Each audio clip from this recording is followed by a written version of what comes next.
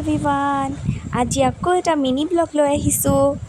আৰু এইফালে দেখিছে নহয়, এয়া হৈছে ছাজিনাৰ পাত আৰু গাজ, এইফালে ঢেকীয়া। আম্মাই ৰাতিপুৱাই উঠি মেলি গাজ কাটি আনিছিলে বাঁহনিৰ পৰা। আমাৰ ওচৰতে বাঁহনি আছে, তাতে ভুলুকা বাঁহৰ গাজ হয় এইটো। তাৰপিছত এয়া হৈছে ঢেকীয়া, এইফালে থোৱা আছে। আৰু এইফালে মই দেখুৱাইছিলোঁ যে আপোনাক ছাজিনাৰ পাত আৰু ঢেকীয়াখিনি চাওকচোন কিমান ফ্ৰেছ হৈ আছে। গাঁৱত থাকিলে এয়াই লাভ ন, যিকোনো বস্তু মানে সহজতে পোৱা যায়। গাজ মই সেইদিনাখন বজাৰত সুধিলোঁ 50 টকা এটা গাজ, কিন্তু আমাৰ ইয়াত আমি ফ্ৰীকৈ পাই আছোঁ।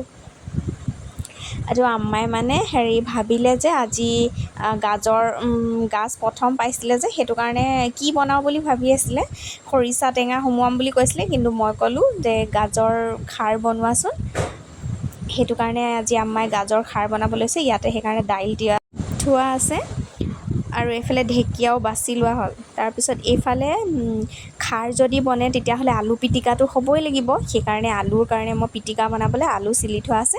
আৰু এইফালে আম্মাই গাজৰ খাৰ মানে বনাই আছে। আৰু মই খাৰ চাৰ ইমান বনাব নাজানো, সেইটো কাৰণে মোৰ আম্মাৰ হাতত বেছি ধুনীয়া হয়, সেইটো কাৰণে আম্মাই বনাইছে খাৰ।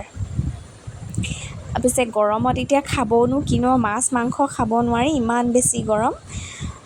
আৰু কিন্তু ইয়াত যে আমি এইটো চৌদা খাৰ যে কয়, সেইটোহে দিয়া হৈছে। আচলতে কল খাৰ দিয়া নাই আমি, কল খাৰটো দিলে ভাল, কিন্তু মানে আমাৰ ঘৰত কল খাৰটো নাখায় বেছিকৈ, কেতিয়াবা মানে খায় আৰু সেইটো কাৰণে, আৰু নাছিলেও সেইটো কাৰণে এইটো চৌদা খাৰ দি দিলে ইয়াত। আৰু এইফালে খাৰ বনি আছে, এয়াত চৌদা খাৰ দি দিয়াৰ কাৰণে মানে কালাৰটো অকণমান ৰঙচুৱা টাইপৰ হৈ যায়। আৰু ইয়াতে লগতে দি দিছে আলুকেইটা দি মানে ধুনীয়াকৈ একেবাৰে চিটি মৰাই দিব, পাছত পিটিকা কৰিবৰ কাৰণে আলু উলিয়াই ল'ব।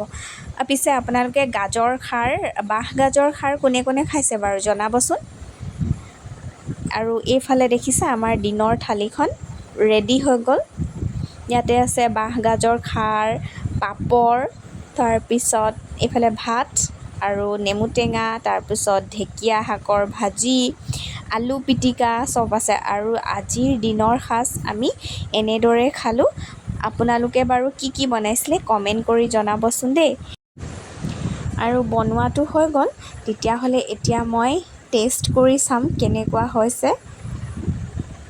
আম্মাৰ হাতৰ বাৰু যিকোনো বস্তু ধুনীয়াই হয়। আৰু মই প্ৰথমে খাৰ দি খাই চাওঁ কেনেকুৱা লাগিছে।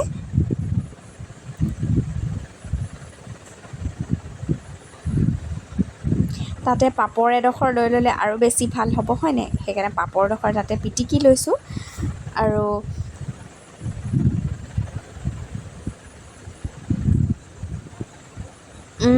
বিৰাট য়াম্মি হৈছে খাবলৈ কাৰণে, বহুত ধুনীয়া হৈছে।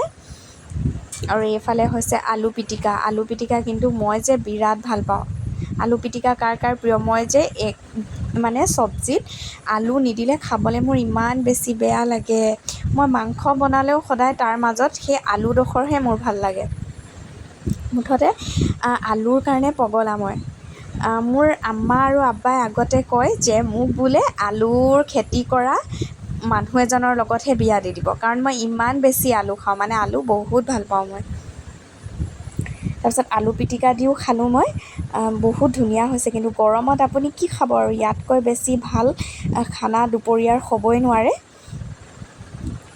আমি ধুনীয়াকৈ একদম খাৰ ঢেকীয়া ভাজি দি একদম ধুনীয়াকৈ টেষ্টি খানা খালোঁ।